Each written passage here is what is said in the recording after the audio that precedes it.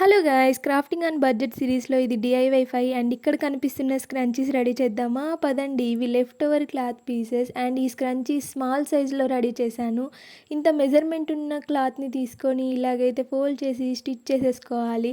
అంటే machine stitch చేయాలని లేదు, హ్యాండ్ స్టిచ్ కూడా చేసుకోవచ్చు. ఇలాగైతే సేఫ్టీ పిన్ యూస్ చేసేసుకొని ఫోల్డ్ అవుట్ చేసేసుకోవాలి. గాయ్స్, కొత్త వాళ్ళు ఎవరైనా ఈ వీడియో చూస్తుంటే మన ఛానల్ని విజిట్ చేసి డిఐవైస్ అన్ని చెక్అవుట్ చేయండి, చాలా బాగుంటాయి.